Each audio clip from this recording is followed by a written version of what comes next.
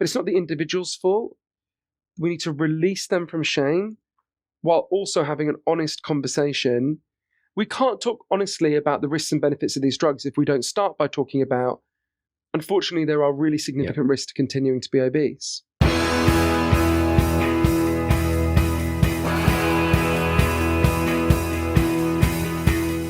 Welcome to The One You Feed. Throughout time, great thinkers have recognized the importance of the thoughts we have. Quotes like garbage in, garbage out, or you are what you think ring true. And yet, for many of us, our thoughts don't strengthen or empower us. We tend toward negativity, self-pity, jealousy, or fear. We see what we don't have instead of what we do. We think things that hold us back and dampen our spirit. But it's not just about thinking. Our actions matter. It takes conscious, consistent, and creative effort to make a life worth living.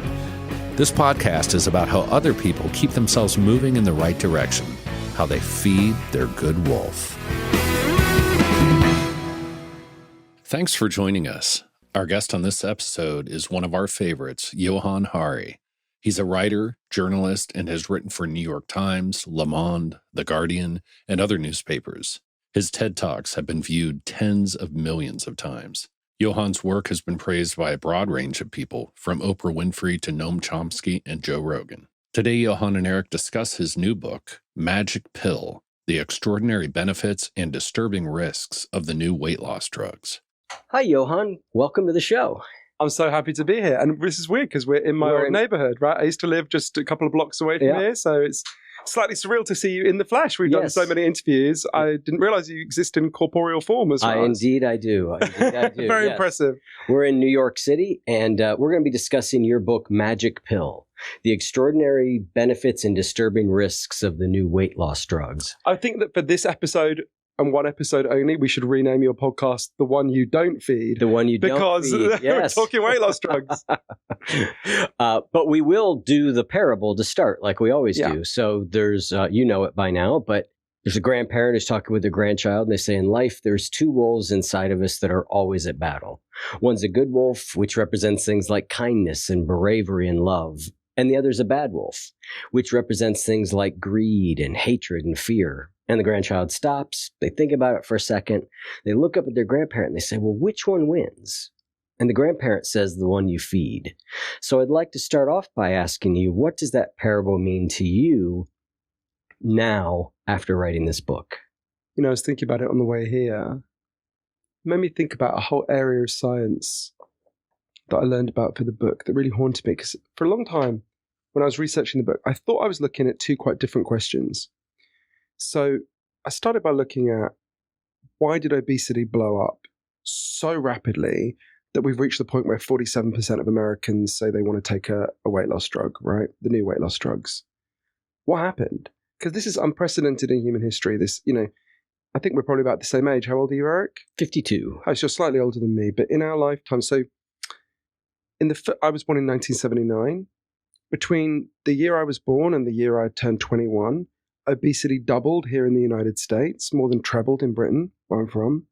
And in the next 20 years, severe obesity doubled again. So we're talking about, in the entire world, according to the World Health Organization, obesity trebled. This has never happened in the whole of human history. Look at a picture of just an ordinary beach in Atlantic City or wherever, anywhere in the world, in 1970. Everyone is what we would call slim, right? Literally everyone. Yep. It's very strange when you look at it. So first I thought I was looking at, why do we become obese? And then separately, what do these new weight loss drugs do, right? How do they work? What are the benefits and risks? But then I actually learned that there's a word that kept coming up in both conversations with the scientists, and that word is satiety. So it's not a word we use that often in everyday English, but we know what being sated is, right? It's when you feel like you've had enough, you don't want any more. Eat Thanksgiving dinner, you feel stuffed, you don't want any more, you're sated, right? That's actually even beyond being sated, that's when you're stuffed. And I was thinking about your parable in relation to one really disturbing bit of science that I learned. So I was raised, my mother and my grandmother were kind of working class Scottish women, and they fed me basically nothing but processed and junk food, right? And this was an act of love on their part. They liked this food, they wanted me to have it. And it was a gift to themselves because they were exhausted, extremely hardworking women. And the day we got a microwave was the happiest day of my grandmother's life. It's like, it's cooking, but you don't have to do anything, right? What we now know is a huge amount of science has shown that we're eating in a way that destroys our ability to get a sense of satiety or profoundly undermines it. And I thought about your parable because in relation to an experiment that happened here in New York. So there's a brilliant scientist called Professor Paul Kenny. He's the head of neuroscience at Mount Sinai, not so far from where we are now. And he grew up in Ireland. And he grew up eating the kind of food Irish people ate at the time in the 70s and 80s. And then he moved to San Diego to continue his neuroscientific research and quickly discovered that Americans do not eat like Irish people did at the time. They eat a lot more processed food, a lot more ultra-processed food, a lot more junk food, a lot more sugar and salt and fat. And like any good immigrant, he assimilated pretty quickly. And within, a year, he'd gained 30 pounds. And he felt like this different American diet was in some ways changing his brain, changing what he wanted, changing his desires, obviously changing his body. So he designed an experiment to test this, which I have nicknamed Cheesecake Park. That's not its official name. So he got a load of rats and he raised them in a cage.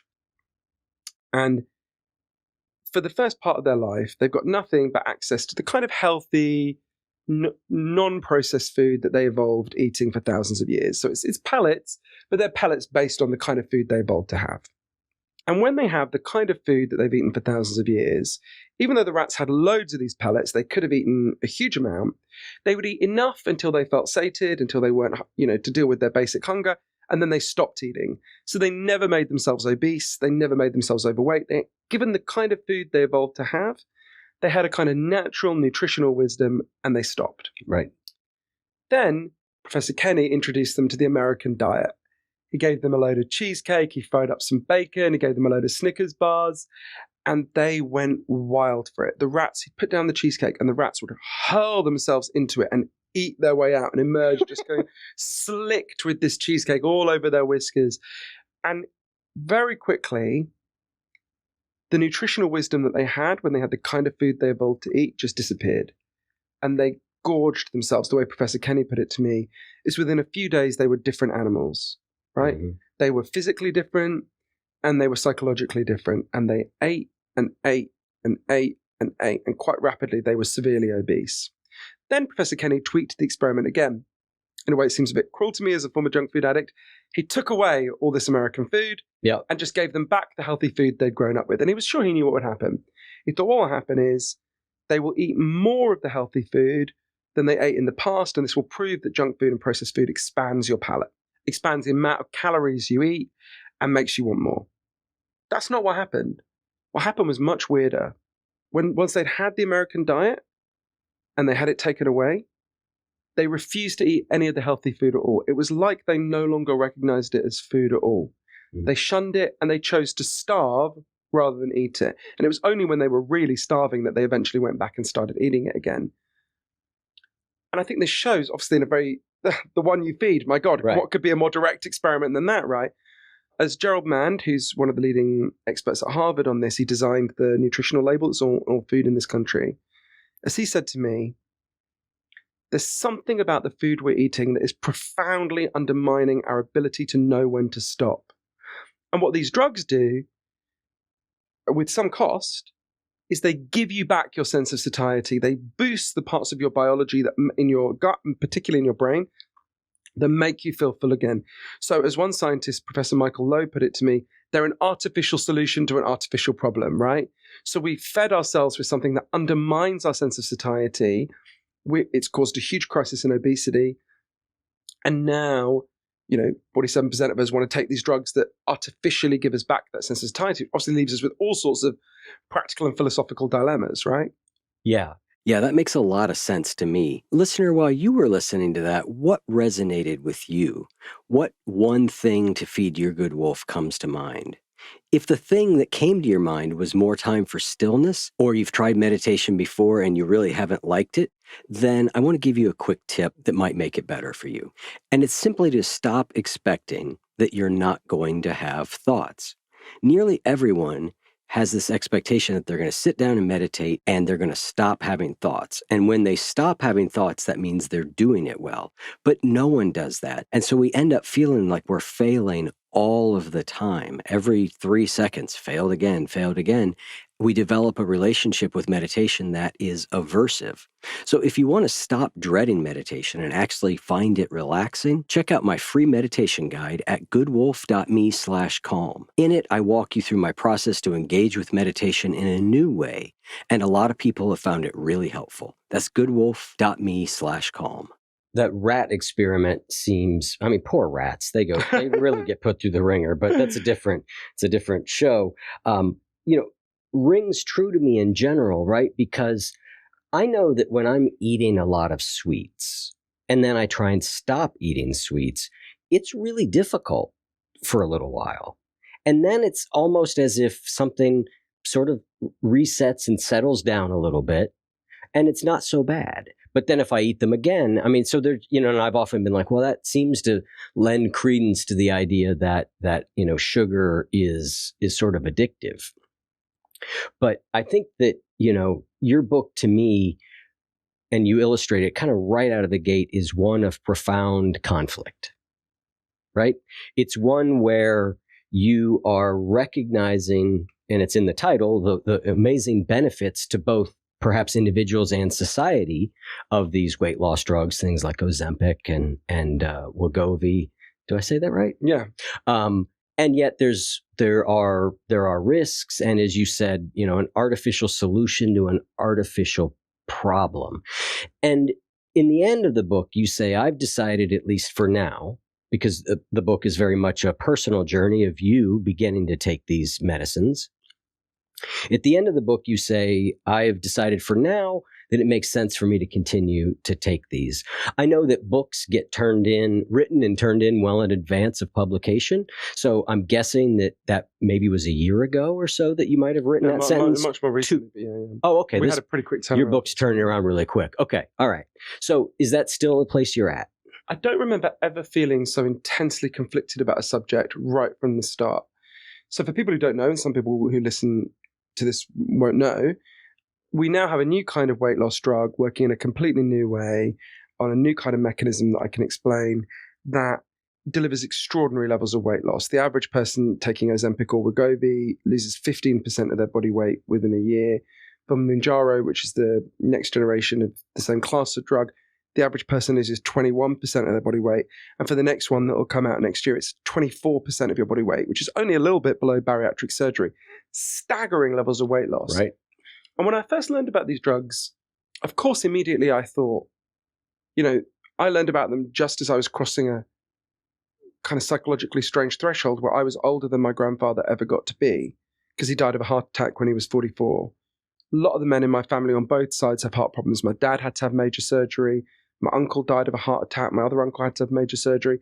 And I knew the scientific evidence is overwhelming that obesity makes you much more likely to have a very broad range of health problems, one of which is heart problems, but extremely broad, over 200 complications and diseases are made much more likely by obesity. And we know that when you can reduce or reverse obesity, which is very hard to do, but when you can do it, you largely reverse those disease risks. So, of course, I could immediately see the benefits, right? But I immediately thought, just so many things. Well, we've seen this story before. There's been loads of weight loss drugs in the past, but pretty much every 20 years, going back to the First World War, there's a new miracle weight loss drug announced. They say it's, solution to obesity. Loads of people take it. Then it causes some horrendous side effect and has to be withdrawn from the market, leaving a trail of terribly damaged people in its wake. So I was very conscious of that risk. I also just thought, well, can there be really such a thing as a free lunch? Or I guess in this case, a smaller free lunch, right? Like, can you really get such extraordinary benefits without it incurring costs? I worried about, will this reverse some of the progress we've made on body positivity? What will this do to people with eating disorders? So I had a whole kind of array of worries in my mind, as well as excitement, right from the start. And it was a really weird experience because I went all over the world for the book. I went on this big journey from Reykjavik in Iceland to Minneapolis to Tokyo. I interviewed over 100 of the leading experts, the people who pioneered the drugs, their biggest critics, everyone in between. And I know much more now than I did at the start about the benefits and the risks, about the cultural effects, about the psychological effects of these drugs. But to be honest with you, Eric, this has never happened to me with any of the books I've worked on before, all of which we've talked about, weirdly. Yeah. I'm as conflicted now as I was at the start. I mean, maybe not quite as conflicted, but pretty close. Like, this is a really complex topic with really significant benefits and really significant risks, both for individuals and the culture. And I think what we have to do is really weigh that complexity very, very carefully. And it's not easy, and the answers are not obvious. So what I hope I've tried to do in the book is sort of take people on the journey to think through the complexity with me rather than give answers which I can't give. Yeah, well, you do a great job of it. It's a book that at the first glance I was like, I'm not particularly interested, but it's you, right? And so I was like, I love your books and I love reading. And I was like, this is absolutely compelling. There's so many aspects of this that are fascinating. But let's talk about sort of the heart of those conflicts, right? So, you talked about body positivity, right? We've entered into a world where at least we are trying to lessen the stigma around being obese. And we've made some progress and we have a long way to go. And you take on something in the book that I thought was really difficult to take on, and yet it felt really important. And it was this idea of how do we encourage body positivity and reduce the stigma around being obese while also be able to talk about the very real health challenges that being obese bring. Walk me through your thought process on sort of arriving where you did with that. The worst moment in writing the book for me, by far the worst, was a moment, it was maybe 6 months into taking the drugs. I've got a niece called Erin, and she's the baby in my family. She's the only girl. She's the youngest of all my nephews and my niece. And in my head, she's fixed as like a 6-year-old forever. She's actually 19 now, but whenever she has a boyfriend, I want to go, get away from her, you pedophile. And I'm like, oh no, she's actually an adult woman, right? And a little while into taking the drug, I was FaceTiming with her. And she was saying, oh, you've lost so much weight. I'd lost a huge amount of weight by then. And I was sort of preening. She said, oh, I didn't know you had a jaw until now. Kind of joking. And then I was kind of preening and laughing. And then she looked down and she said, will you get me some Ozempic? And she's a perfectly healthy weight and always has been. And I thought she was kidding, so I laughed. And then suddenly I realized she was being serious. And I thought, oh, fuck, what am I doing here, right? All her life I've been trying to give her this message, you shouldn't be valued on how you look. Don't internalize these images about women only have value when they're thin. And I thought, shit, have I just undone all that? And you went to the tension there with almost every topic related to these drugs. There's a lot of complexity, and this is one of them. And one of the people who really helped me to think through this complexity is an amazing woman called Shelley Bovey. So when I was a kid, and when you were a kid, it was just taken for granted on television that fat people were like the butt of the joke, right? They were particularly fat women, but fat men as well, were there to be kind of laughed at. And the fact they were fat was itself a joke, right? And the first person I ever heard challenge this, and I remember it quite vividly, is when I was 10 years old. So it was a woman called Shelley Bovey, and I saw her on television. She was really the pioneer of body positivity in Britain. She was the first person I ever heard say, this isn't right. This is just a form of prejudice and stigma. And I went to see Shelley. She lives in a village in England now.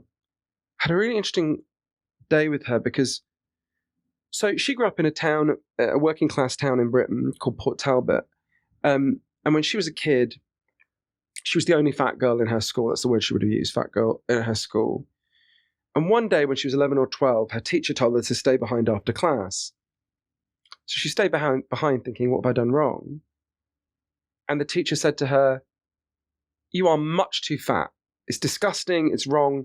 Go to the school nurse. She'll sort you out. So feeling completely taken aback, Shelley went to the school nurse. The school nurse said, why are you here? She said, well, the teacher says I'm too fat. And the school nurse said, take off your clothes, I'm going to look at you. So she took off her clothes and the school nurse said, she's right. You're much too fat. You're going to die young. It's disgusting. Stop being so greedy. Eat less. And Shelley kind of left, feeling completely thrown. And every girl in the school, every other person around her was constantly giving her these messages. You're disgusting. You're revolting. She was really smart and she was advised by her teachers to go to university. And she just couldn't do it because she thought she'd just be fat shamed there. And as she got older, it was just constant. She went to a doctor when she was pregnant. First thing the doctor said was, well, you shouldn't be pregnant when you're your weight. After she gave birth, she had quite a difficult birth. First thing that she's lying there covered in blood, and the midwife said to her, you really need to lose some weight. When her son couldn't feed properly, wasn't attaching, she took him to the doctor. The doctor said, what are you trying to do? Make the baby as fat as you are? So you've got to understand that overweight women, people, particularly overweight women, are constantly soaking this up. Yeah. 45% of women who have a BMI higher than 35 are insulted every single day. Wow. And Shelley really pioneered in Britain. Obviously, there'd been some movement here in the US before that inspired her. Pioneered challenging this way of talking and thinking. This is just a form of bigotry. It's unacceptable. It's a form of cruelty and bullying, and we need to fight back. She wrote a very beautiful book arguing for this. It was a big and important book in Britain in the late 80s, which is when I saw her. And Shelley was very proud of what she wrote and stands by every word of it. But in the years that passed, something else also happened to Shelley. She weighed, more than 200 pounds. And her doctor told her there was problems with her heart because of her weight. And she was losing the ability to walk. She took her kids to a theme park one day, a bit like a kind of British version of Disneyland. And she just couldn't walk anywhere. And they found a wheelchair for her, and her husband couldn't even push the wheelchair because she'd become so large. And Shelley was in this real dilemma. She passionately opposed stigma, and still does and always will, but could also see it's just a scientific fact that there are physical harms caused by obesity. You're much more likely to become diabetic, your knees and your joints are more likely to be ruined. I mean, you're much more likely to get cancer, dementia, heart disease is an extraordinary list, and there is no scientific debate about this, no among mainstream scientists, no scientific debate. And Shelley was like, well, we have to be able to do these two. As an act of love for yourself and for people who are in this situation, you have to be able to do two things. You have to be able to oppose stigma, which is a form of cruelty and hatred, and you have to be able to have an honest conversation about the harms caused by obesity to human health. We understand those mechanisms, we know how they work, and it is not a form of stigma to talk about the harms caused by health. Of course, it can be done in a cruel and stigmatizing and mean way, right, and we should oppose that. But she said, what kind of body positivity would it be that would lead to my body dying, which is the path she was on. So in Shelley's case, she lost a huge amount of weight through diet. Now, she was the first to acknowledge that's extremely hard to do. The vast majority of people who diet, including me, it doesn't work and they regain the weight. But in her case, she was able to reverse it, and it massively, her health problems largely went away. Right. And we know this is the case wherever you can reverse obesity. We look, for example, at bariatric surgery. One of the best ways of trying to figure out the benefits and harms caused by these new weight loss drugs, it's not perfect, but one of the best ways, is to look at bariatric surgery, because that's actually, up to now, that's the only other form of medical intervention that's caused a huge amount of weight loss. Now, bariatric surgery is a horrible thing, right? It's a really grueling operation. 1 in 1,000 people die in the operation. Dreadful. But the reason people take that tremendous risk and go through such a grueling process is because the benefits for health are so enormous. If you have bariatric surgery, in the 7 years that follow, you are 56% less likely to die of a heart attack. You are 60% less likely to die of cancer. You are 92% less likely to die of diabetes-related causes. In fact, the benefits are so great, you're 40% less likely to die of any cause at all. And we now know that increasingly the evidence is becoming clear that the benefits from these new weight loss drugs are similar. If you start with a BMI higher than 27 and you take these drugs, you are 20% less likely to have a heart attack or stroke in the next few years. Obviously a topic very close to my own heart, literally very close to my own heart. So the reason I've given this monstrously long answer is because there's so much complexity here, and there's so much pain, and there's so much shame. And Shelley is the first person to stress it is no individual's fault if they have become overweight or obese. There are people to blame. It's the processed food industry and the society that's failed to regulate them. But it's not the individual's fault. We need to release them from shame while also having an honest conversation. We can't talk honestly about the risks and benefits of these drugs if we don't start by talking about, unfortunately, there are really significant risks to continuing to be obese. It makes me think a little bit about the journey as a recovering drug addict, right? Because there's this delicate balance that kind of has to happen within the addict, right? And one is my experience is the stigma and the shame perpetuates the using, right?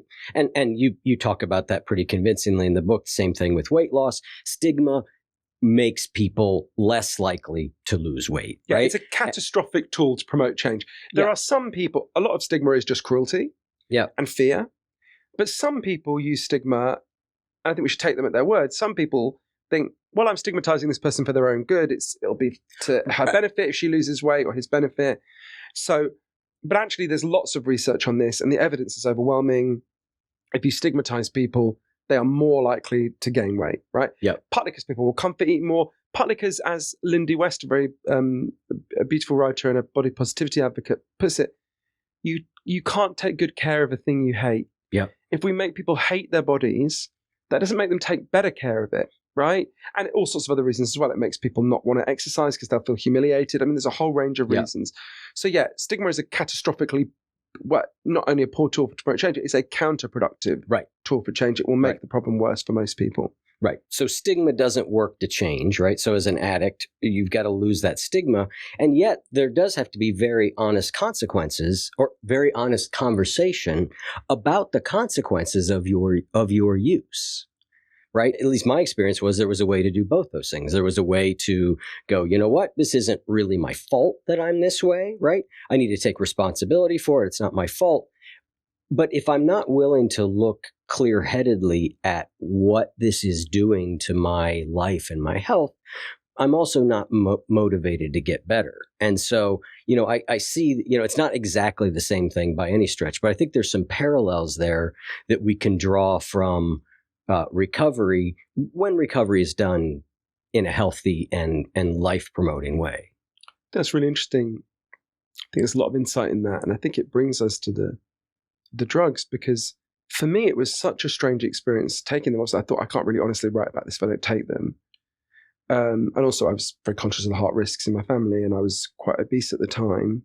And it's the weirdest thing. I started taking Ozempic. I'll never forget it. I woke up 2 days later. I was lying in bed, and I thought, I feel something really weird. What do I feel? And I couldn't locate the feeling. And it took me a good 5 minutes or so to realize, oh, I'm not hungry. Every other day of my life, I'd woken up feeling hungry, often ragingly hungry. Yep. I thought, I'm not hungry at all. And I was in London at the time. I live in London half the year. And I went to this, what here we would call a diner, just up the street from where I live. And I went in and I ordered the same thing I order every day. At that time, I used to order every day, which was a kind of huge brown roll, a wheat roll with loads of mayo and chicken in it. And I had like 3 mouthfuls. I didn't want any more. I felt full. I remember when I left, Tatiana, the woman who runs it, shouting after me, "Are you okay?" Right? Yeah. And then for lunch that day, next to my office, there's a Turkish restaurant. And I went in. I ordered the same thing I always ordered, which was a Mediterranean lamb. Again, I had like 3-4 mouthfuls. And I just didn't want any more. It was like the kind of shutters had come down on my appetite. Yep. Obviously, I later interviewed the scientists who play key roles in the breakthroughs that led to the drug. And so if you ate now, Eric, if you had anything, after a little while, your pancreas would produce and release a hormone called GLP-1. And GLP-1 is just part of the natural signaling in your body saying, Eric, you've had enough, stop eating, right? But the natural signal for GLP-1 stays in your system for a few minutes and then goes away. So you can just kind of power through it if you want to. A lot of people don't, but you can. What these drugs do is they inject into you an artificial copy of GLP-1. But instead of being washed away in a few minutes, it stays in your gut and crucially in your brain for a whole week, right? So instead of just lasting a few minutes, it lasts a long time, which is why when I go, as I literally did on the way to the studio here, hurrying, I was eating a croque monsieur from Pret. You get that sensation of fullness very, very rapidly. Now, it was initially thought that effect was primarily on the gut. Increasingly, from interviewing lots of neuroscientists who are at the cutting edge of research on this, the evidence is increasingly clear it's primarily in your brain, which brings with it a whole different set of benefits and risks that we can talk about if you like. But yeah, it was so strange to feel such a dramatic transformation so rapidly as the result of something so small. It was very disorientating. Yeah. Yeah. Well, I know some people who have or are taking these drugs, and they describe, and I think you talk about it a little bit in the book too, that the noise around food in their head sort of disappears to some degree, that they felt like their life was always a lot of noise up here about what am I going to eat? When am I going to eat next? Craving, wanting this, wanting that. And that it's just been turned way, way down. It's interesting. Huge numbers of people talk about the food noise thing. Weirdly, that wasn't actually my... No, okay, that was not I did yours. not have a big issue around food noise. It's not that I obsessively thought about food. For me, it was slightly different. And it's a funny thing, and I want to stress that I think I'm unusual in this respect. Yeah. So one of the big drawbacks to these drugs, I go through a lot of the drawbacks in the book and 12 quite big risks, I think. But probably the biggest drawback for most people is one that I didn't experience at all, and I'll explain why. Most people experience a profound loss of pleasure in food. Mm-hmm. Some people say they don't enjoy food at all, and some people say they enjoy food much less. Yeah. So, for example, there's a brilliant British food critic called Jay Rayner, who writes for The Guardian, who started taking Ozempic and just said, he would go to the finest restaurants in Paris and just nothing, wasn't doing anything for him. And obviously, this is a really big drawback. One of the scientists who designed the drugs has talked about how a lot of people will just quit after a few years because it's just not tenable to live like that.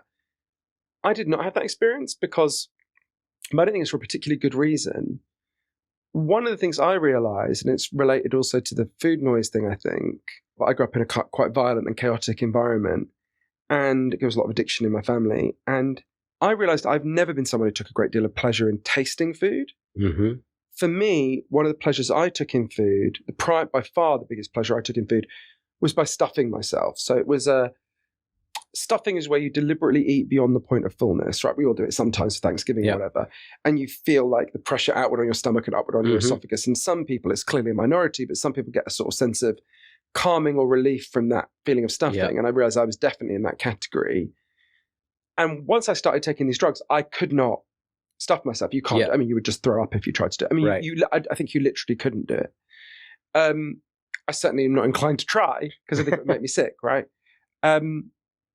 And so for me, I had to eat much more slowly than I ever had before. And I remember going out for dinner with a friend of mine and her saying, it's always been a bit weird going out to eat with you because you eat so fast, but you don't ever seem to really enjoying the food you eat. And now you do actually look like you're enjoying the food you eat. It's actually much nicer to watch. So for me, stress I'm atypical and I was starting from a very low base, but I think for me, it actually increased the amount of pleasure I take in food. I'm tasting it a bit more now. All right, now let's pause for a quick Good Wolf reminder, and this one is on meditation. If while you're meditating, your mind wanders, you probably, like most people, treat that as a moment of failure, like, my mind wandered again. But let's flip that and instead treat that as a moment of celebration, because in that moment, your mind actually woke up. And you were mindful of the fact that your mind wandered, so it's a win. So if we can flip that right on its head and say, oh, good job, brain, we actually make it more likely that A, our brain is going to do it more often because we're training it, and B, that we're going to enjoy it more. And specifically, it's about how to make you not dread meditation so much and actually find it relaxing. Check out my free meditation guide at goodwolf.me/calm. It's interesting. Someone I know who's taking these has reported that as the week goes on, the effects seem to sort of taper down, and so in the later part of the week, they start to enjoy food a little bit more again, and then it comes time to take the thing. But the point I was making around the food noise is that, again, tying it sort of the idea of addiction, right? Is that one of the good things about addiction is that for most people I know who are able to achieve, abstinence, is that if you do that long enough, eventually that craving just kind of goes away. And it's really hard to function when that noise, the craving for whatever it is you want is really that high. And I think it's part of what speaks to what makes food so difficult for people, right? Is that doesn't necessarily, in a lot of people, go away without the help of these medicines. Well, I think there's another parallel with addiction, which I'm curious what you think about, Eric. So I had this weird thing that happened to me when I was taking them. I remember I've got a friend called Danielle who was pregnant at the time. And every time I saw her, it was like we were on reverse trajectories, right? She was getting bigger and I was shrinking. And I remember one day running into her, and I was getting what I wanted. I was losing huge amounts of weight, all sorts of nice benefits, not just to my health, like my neighbor's hot gardener hit on me. Like, and I remember one morning just thinking, I'm getting what I want. Why don't I feel good? Yeah. Actually, I don't want to overstate this, but I wasn't depressed, but if anything, I felt like my emotions were a little bit more muted. Yep. And there's a big debate about why. And so I want to stress the majority of people taking these drugs are not experiencing this, and there's a scientific debate about it. But the FDA does have a suicide warning on these drugs here in the United States. The European Medicines Agency was not persuaded by that risk, but there is a debate about, is this causing depression in some people or indeed even suicide in some people? It's an ongoing scientific debate, but it's plausible enough that there was a safety signal raised and that the FDA has this warning. And of course, if it's causing that effect on some people, it's plausible that it could be causing muted feelings or somewhat lowered emotional affect in other people. Yep. I wonder, why would that be? And some people argue it may be literal brain effects, and we can talk about them because I talk about them a lot in the book. But I suspect for me, it was a different thing. So again, maybe 6 or 7 months, maybe a little bit more into taking the drugs. I was in Vegas. I spent a lot of time in Vegas because I'm writing a book about a series of crimes that are happening there, a nonfiction book. I've been researching for 1,000 years. I will have to eventually write it. And that day I was investigating the murder of someone that I knew and I loved. And I was looking into it in great detail. And it was, as you can imagine, it's not a pleasant thing to do. Yeah. So it's a tough day. And on autopilot, I went to the KFC on West Sahara, and I did what I would have done a year before. I went in, I ordered a bucket of fried chicken. Something I've done a million times in my life. And I sat there and I looked at this chicken, and I think I had one drumstick, and I thought, I can't eat this. Yeah. And I looked at Colonel Sanders, who was on the wall, and it was like he was looking down at me going, hey, what happened to my best customer, right? But I couldn't eat it. And I suspect for me, and I'm sure this dynamic is happening with lots of people, that may not be the primary determinant of what we're talking about. That's more contested. There's an enormous amount of evidence for comfort eating, right? Huge numbers of people comfort eat. Yep. After any shocking or surprising event, there's a massive spike in fast food consumption. It's a really interesting study of the NFL. If the home team wins, junk food sales massively go down that week. If the home team loses, junk food sales massively go up that week, right? That's why. Comfort eating, there's a lot of evidence for it. Men lose their jobs, there's a massive increase in comfort eating in particular. And on these drugs, you cannot comfort eat. And what I would say to people is, people who think you're taking these drugs, one of the things you should be aware of, which I don't think is being discussed very much, is for many people, the underlying psychological drivers of your eating will come to the surface. There are lots of potential underlying psychological drivers of overeating, not just comfort eating. I go through lots of them in the book and how they can emerge in this way. That's not necessarily a bad thing. I remember going to one of my friends when I was really struggling with that after that day at the KFC in West Sahara and saying, I think I should stop taking these drugs. I can't, I want some fucking comfort food.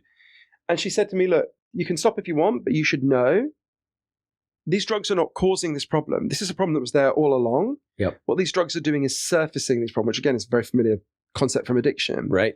One of the great difficulties in stopping addiction, let's say to heroin or gambling or whatever, is that the underlying feelings that were being numbed or suppressed or managed by these addictions will come to the surface. It's a very familiar concept.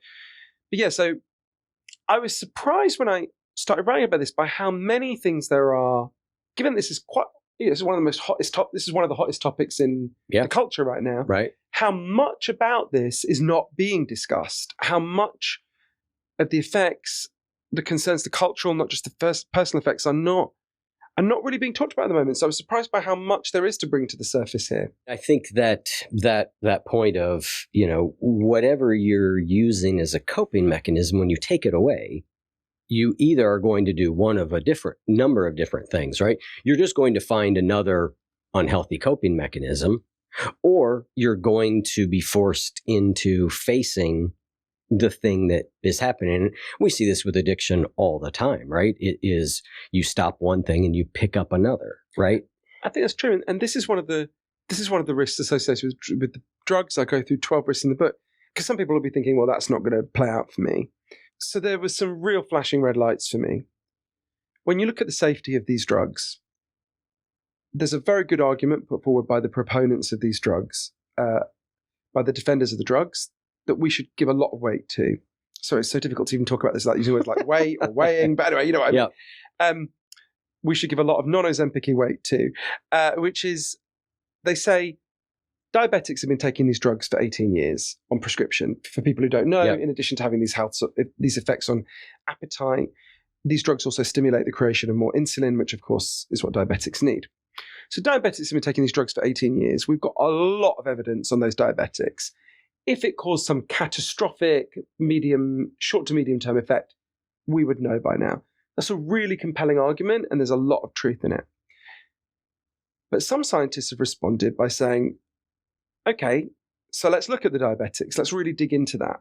So, for example, there's a brilliant scientist called Professor Johann Hari, who's at the University Hospital in Montpellier. And he was tasked by the French Medicines Agency to investigate the safety of these drugs. So he started looking at them, and he chose one issue in particular. We know if you give these drugs to rats, their thyroid cancer risk massively increases, which also makes a sort of intuitive sense. You, in addition to having GLP-1 receptors in your gut and in your brain, you also have them in your thyroid. So you can see there's some plausible mechanism there. So France has very good medical databases. They don't have the equivalent of HIPAA. It's really hard to opt out. So you can do this research in France, so it's been much harder to do here. What they did is they looked at diabetics who've been taking these drugs for more than 3 years, between I think it was 2006 and 2016, and they compared them to comparable diabetics who'd not taken these drugs. And what Professor Fahey and his colleagues found is pretty sobering. If his research is right, and there's a debate about it, these drugs increase your thyroid cancer risk by between 50 and 75%. Now, it's important to understand what that doesn't mean, because when you first hear it, you're like, what? It doesn't mean 50 to 75% of people who take it will get thyroid cancer. Obviously, if that was the case, they'd immediately pull it from the market. What it means is whatever your thyroid cancer risk was going in, it will, if this research is right, again, stress it's contested, it will go up by between 50 and 75%. That's a big risk. Now, it's a big increase in a relatively small risk. Only 1.2% of people get thyroid cancer in their lifetime. 84% of them survive it. Nonetheless, that's pretty sobering, right? And that's just one of the many risks that are emerging. Now, against that, the defenders of the drug say, and you begin to see again the ferocious complexity of this debate, they say, even if that's true, and some of them dispute it, but even if that's true, if the alternative is continuing to be obese, well, being obese causes cancer for a lot of people, right? In fact, it's one of the biggest causes of cancer. Cancer Research UK, the biggest British cancer charity, explains if you carry excess weight, it doesn't just sit there, it's not inert, it's active. It sends signals to the rest of your body. And one of the signals it sends is for your cells to divide more rapidly, which can cause cancer, right? So again, there's this, at every turn when you feel like, oh, that's really pulls you up short, you have to then go, okay, but then let's compare it to the alternative scenario. Let's weigh this very carefully at each stage. It's like looking at a picture that's only slowly forming and is very complicated. So I think every individual really has to go through the benefits and risks for themselves and think very deeply about it. And, you know, maybe you'll have thyroid cancer in your family. Maybe you're thinking of becoming pregnant. Another one of the big risks is we know these drugs cause birth deformities in rats. You can't do experiments on humans in this, but in the same way. But so there's all sorts of things where you want to game out as an individual, what's the risk here? Yep. So one of the things that people talk about with these drugs very often is that once you're on them, you have to remain on them to get benefit out of them. And that if you stop taking them, you know, most people will see a return to weight loss gain.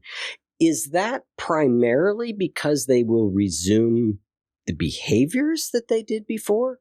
Or is there something else that's the mechanism of action of causing that weight loss to stop? Meaning, if I stop taking them, my satiety cues will go down. These other things will stop. I will suddenly have the same relationship I had with food before. I will begin to eat as much as I did. I will gain the weight back. Is that the mechanism of action, or are they doing something else that makes it more likely you'll gain the weight back? Well, no, you just regain the weight you had. I mean, it's like blood pressure medication or statins. They work as long as you take them, and when you stop taking them, you don't get the benefits for your blood pressure or cholesterol anymore. There's a debate about, can you make changes while you're taking them that would mean that when you stopped, you would be able to sustain that benefit. As with a million things related to these drugs, the honest answer is we don't know. Yep. Anecdotally, there are some people who are reporting that. I mean, even if you think about it at a more basic level, we don't even know if people develop tolerance to these drugs when they use them for obesity, right?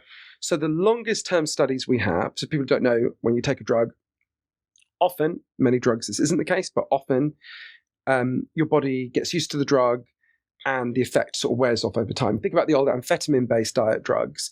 One of the reasons they were such a disaster is because if you take amphetamines, you lose loads of weight, but you develop tolerance to, anyone who's been a recreational amphetamine user will know this, you develop tolerance to amphetamines over time, so you have to take higher and higher doses to get the same effect. And if you take very high doses of amphetamines, you develop psychosis. So probably not a price worth paying to be thin, psychotic, but skinny. Not the best slogan, not a great ad slogan, I don't think. So we don't know. You got to reverse it. Skinny but psychotic, right? It's the order of words you've got there. You're right. That's the way. Exactly. I hire that guy, make him work for Novo Nordisk. But so we know with diabetics they don't develop tolerance over time. They don't need higher and higher doses to get the same benefits from these drugs to controlling their blood sugar. But we don't know about weight. So the longest term study of these drugs was, I think, 62 months. It's very interesting if you look at the graph. So it's a very familiar graph. Massive weight loss. Then you hit a plateau and stabilize at a much lower weight, which is a good thing. It's what you'd want. Obviously, if people just infinitely lost weight, they would die. So it plateaus at a much lower weight, depending on what dose you're on. Depends on the plateau. And then it continues at that lower weight. And then in the only long-term study we have, at the end, it very slightly ticks up again. Obviously, at a much lower level than it was. Probably, if I had to guess, and I stress this is a guess, I would stress again, we have to go back to bariatric surgery. If we look at what happens with bariatric surgery, people have bariatric surgery, they lose staggering amounts of weight, they retain that lower weight for a few years, and then their weight goes slightly up again and stabilizes again at a slightly higher level, which is much, much lower than where they began.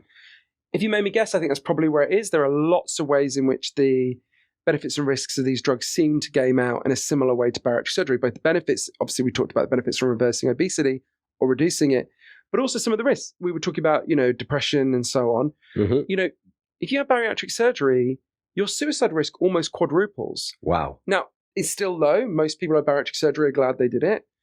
And some of that may be because of the grueling physical effects of the surgery, but I suspect it's because of what we were talking about, right?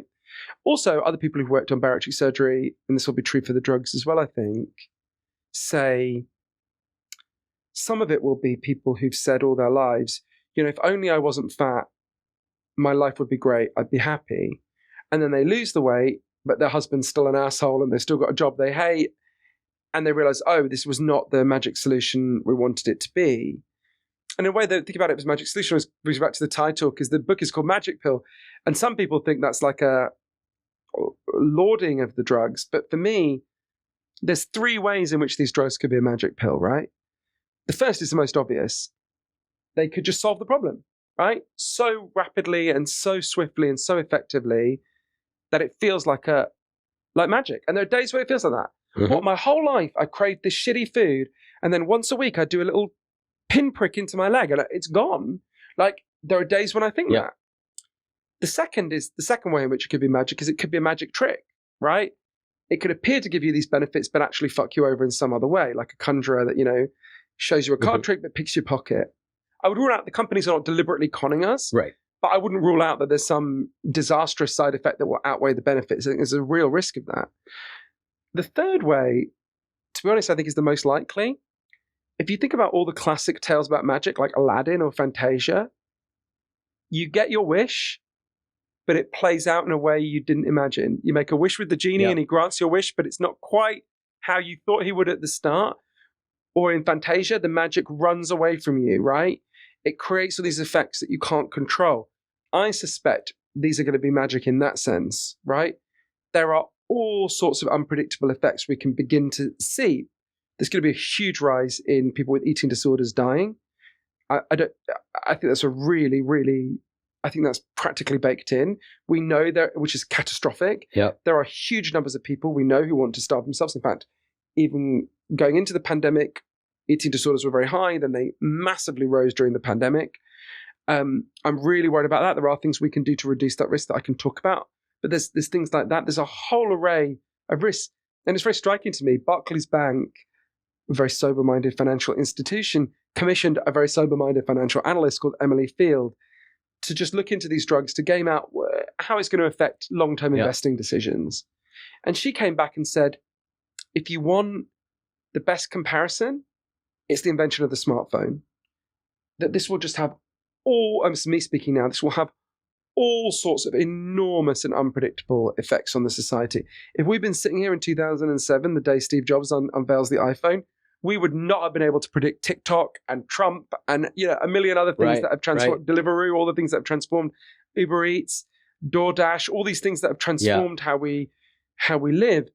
I think we're only just at the beginning of seeing how these drugs are going to explode like a bomb over us. And there was a moment, I remember I was interviewing one of the experts at Cambridge University, and we were sitting in a cafe, and she's explaining these extraordinary effects to me. And there's people just walking past the cafe, and it's Britain. There's the normal distribution of body weight in Britain, which is not quite as severe as here in the United States, but we're the most obese country in Europe by quite a long way. And so I'm seeing lots of overweight and obese people, as I was at the time, walking past. And I'm thinking, oh, wow, you don't know what's coming. You don't know what's about to hit us, right? Right. It was a very strange feeling. Yeah, I love that comparison to magic. And I do think that makes sense, right? That obesity is a huge health risk, right? And there are a lot of emotions that come with it, but dramatically reducing your propensity to in the future get cancer or in the future have a heart attack doesn't immediately change the quality of your life right here, right? And so I think it makes sense, like with the bariatric surgery, that you may get to the other side of that and go, oh. And I think there's a similar effect in recovery too. There's a pink cloud that some people have, which says you stop doing drugs and all of a sudden lots of pretty big problems in your life go away. I no longer was looking at going to jail for 25 years. That's pretty good, right? I no longer weighed 100 pounds. I was no longer homeless. Things got really better, right? And then life is life, right? And life becomes challenging, and you start to face the challenges that everybody faces in life, and you kind of come off that pink cloud. And it sounds like there's something similar you're describing here. Yeah, and the reason to do it, essentially you said at the start of the question about the health risks. I'm really embarrassed to admit this. The most shocking bit of all the research I did for the book was looking at the scientific evidence of what obesity actually does to you. So think about diabetes, right? I'm guessed that I've known since I was 10 years old that if you're obese, you're more likely to get diabetes. In fact, it's much more likely. If you're obese when you're 18, your chances of developing diabetes in your life are 70%. It's extremely high. Much more likely than not. But I thought, okay, diabetes. If you live in a country where you've got a good healthcare system, admittedly, this is not one of them, but if you live in a country that's got a good healthcare system and you get access to insulin, then basically your life is like mine, right? You're like everyone else. You have to take a drug, but then you're okay. That is not the case at all. I mean, diabetes knocks 15 years off your life. It causes horrendous complications. It's the biggest cause of blindness, preventable cause of blindness. It's the biggest cause. I mean, more people have to have a limb or extremity amputated in this country every year because of diabetes than because of being shot, right? And this is a really serious, it's such a serious healthcare condition in terms of your life expectancy and your quality of life that one of the most well-known doctors in Britain, Dr. Max Pemberton, said to me, if you gave me a choice between being HIV positive and being diabetic, purely on medical grounds, I would choose to be HIV positive. Because if you're HIV positive and you get treatment, you live as long as everyone else. If you're diabetic, even with the best treatment, it has devastating effects on your body and your life expectancy and all sorts of, and just your quality of life. And I thought, and that's just one of just an extraordinary array of factors. So sometimes when you talk about I did an interview the other day where I was talking about the risks of these drugs, right? The interview went very heavily on the risks of these drugs. And I take those risks very, very seriously. And I'm very worried about them. And it is plausible. I don't think it's the most likely scenario, but it is plausible that 20 years from now, someone will find my book and go, wow, all the bad stuff turned out to be right. And the good stuff, and it massively outweighed the good stuff. So when people just look at the bad side, at the downsides of the drugs, it's very tempting to go, well, why would anyone take these drugs? And then you've got to go, well, if you've tried dieting and it really hasn't worked, and the vast majority of overweight people have tried dieting, 17% of people in this country are on a diet at any given time. Yep. And I don't know an obese person who hasn't dieted a lot. Yeah. If you've tried that and it hasn't worked and the alternative is obesity, there's a brilliant expert called Dr. Shauna Levy at Tulane School of Medicine in New Orleans said to me, we don't know the long-term risks of these drugs, but we do know the long-term risks of obesity. Yeah. And this is me speaking now, not Dr. Levy, but they would have to be really bad to outweigh the long-term risks of obesity. And I'm conscious there'll be people hearing that for whom that's a very painful thing to hear. It's an extremely painful it was an extremely painful thing for me to hear. Partly because lots of the people I love are obese, partly because my obesity was intimately tied to things that soothed and comforted me, partly because they will have heard some arguments that claim that obesity is not bad for you. And I, with an open mind, investigated those claims, and I'm afraid they're not true. The evidence that obesity harms health it's one of the most solid scientific findings in the whole of medical science. It is as certain as that smoking causes lung cancer. Now, of course, there are exceptions. My mother smokes 70 cigarettes a day. She's alive and well. She's 78, right? There's a photograph of me and my mother when I'm 6 months old. She's breastfeeding me, smoking me, and resting the ashtray on my stomach, right? When I found that photo and showed it to her, she said, "You were a difficult baby. I needed that fucking cigarette," right? So, of course, there are exceptions, but we don't judge science by outliers. We judge it by average effects. And unfortunately, the average effects, there was one study, a big study that was done in Britain at UCL, University College London, followed 2,500 government bureaucrats over a long period of time, more than 20 years, and found that if you were obese, you were 8 times more likely to become unwell over that period than people who were not obese. So it's a really significant effect. Yeah. That doesn't mean anyone, of course, we need to passionately oppose people being shamed for it. It's not their fault. There is someone whose fault it is. It's the processed food industry, like I said. Get to talk about, but they fucking did this to us, right? Yeah. And we should, there's definitely people who deserve to be the recipient of our anger, and it's not individual people like me who were overweight. It's them. But I do think, we know this because we spent so much time in the addiction world. It's not love to not level with people about what's really going on. Yeah. It's not love to pretend something that's a problem isn't a problem. You might get some temporary psychological relief from that. But we all know the case for hearing bad news. The bill that you can't pay, the letter from the doctor that might be news that you can't bear to hear. We all feel the impulse to not open those letters. And most of us open them because we know we're better off knowing the truth, even if it's a very painful truth. And especially now, if we're in a trap, and I believe we are, there is at least something of a trap door. It's a risky trap door. And in the longer term, there are definitely solutions to this. I went to countries that have massively reduced their amount of obesity. I went to Japan where they never had an obesity crisis because they made big social changes that we can introduce if we want to. And I talk about how we can do that.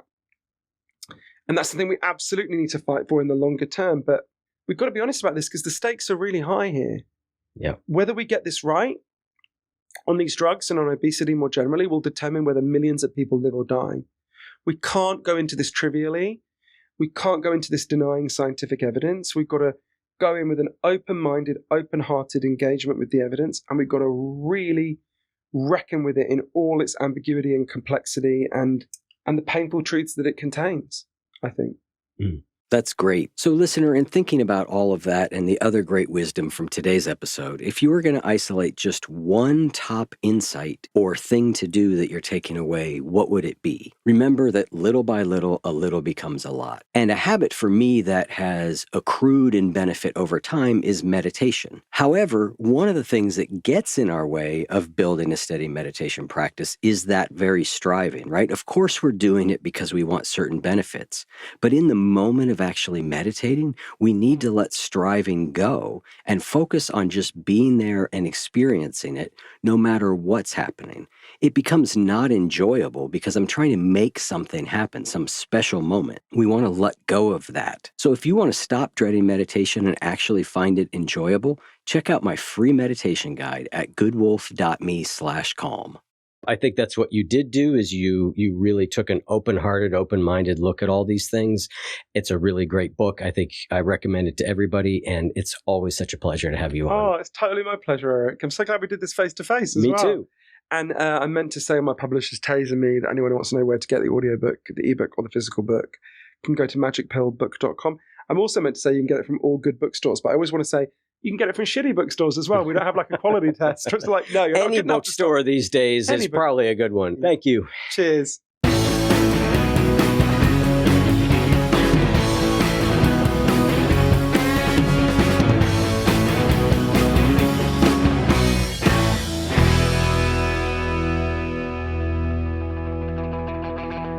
If what you just heard was helpful to you, please consider making a monthly donation to support the One You Feed podcast. When you join our membership community with this monthly pledge, you get lots of exclusive members-only benefits. It's our way of saying thank you for your support. Now, we are so grateful for the members of our community. We wouldn't be able to do what we do without their support, and we don't take a single dollar for granted. To learn more, make a donation at any level, and become a member of the One You Feed community, go to oneyoufeed.net/join. The One You Feed podcast would like to sincerely thank our sponsors for supporting the show.